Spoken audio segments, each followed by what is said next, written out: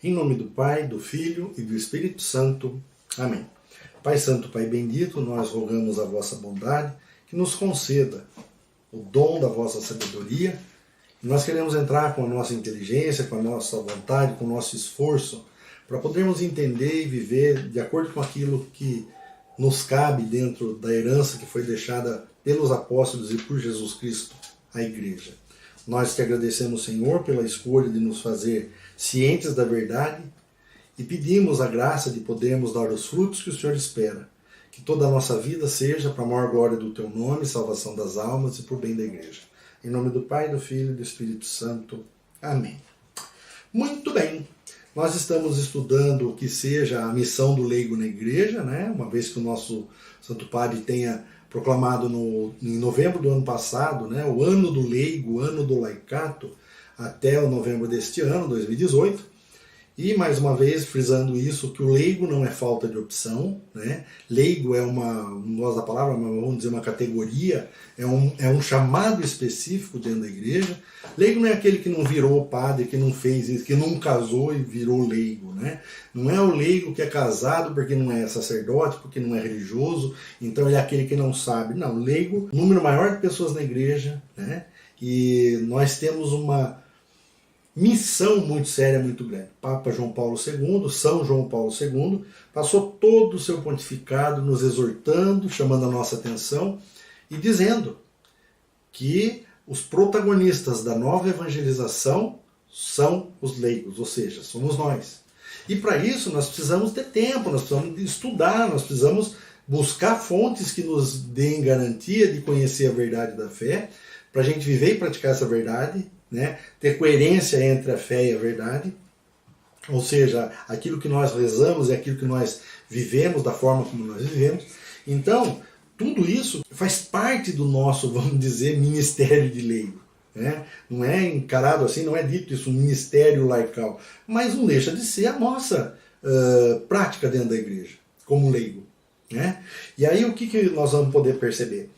Como nós recebemos todos, em qualquer estado de vida, seja sacerdote, seja bispo, seja padre, diácono, seja religioso, religiosa, monge, frei, casado, solteiro, todos nós passamos pelo batismo e recebemos a mesma missão, né? A de pregar o evangelho, a de transformar o mundo com as graças de Deus e mostrando que Jesus é sim o Senhor e que Jesus é Salvador e que Jesus faz a diferença.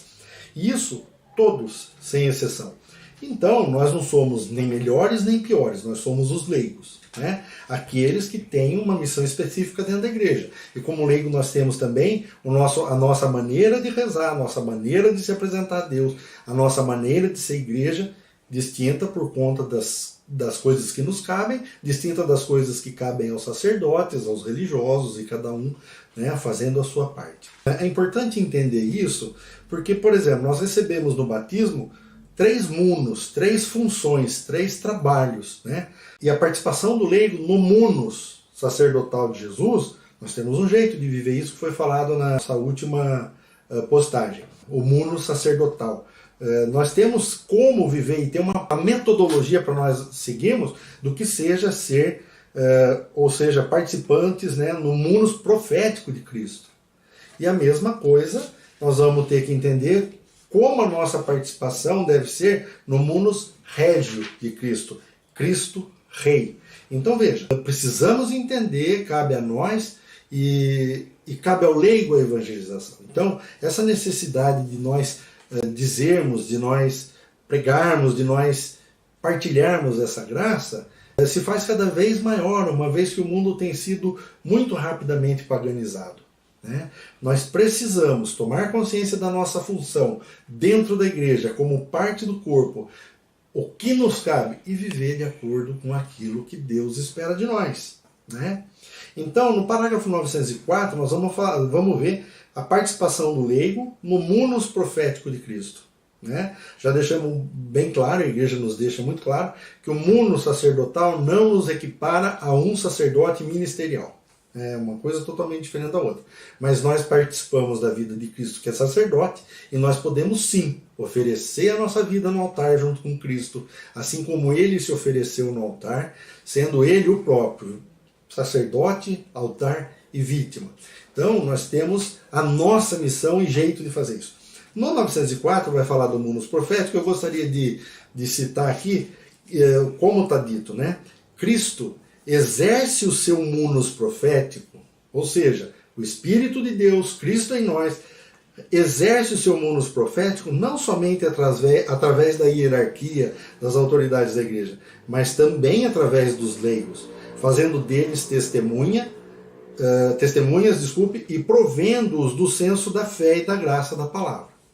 Então veja, existe uma maneira nossa de sermos profetas. Ensinar alguém para levá-lo à fé é a tarefa de cada pregador e até de cada crente, de cada batizado. Então perceba que não é uma coisa que é específica e restrita a esses. E se tem alguém que tem que trabalhar nesse sentido, somos nós os leigos, né? Nós devemos trabalhar na evangelização. Por isso nós devemos ser evangelizados. Por isso nós precisamos conhecer a grandeza e a riqueza que é o tesouro da fé, né? O depósito da nossa fé.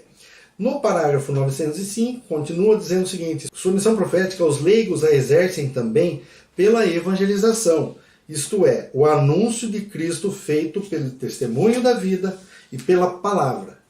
Nos leigos, essa evangelização adquire características específicas e eficácia peculiar pelo fato de se realizar nas condições comuns do século.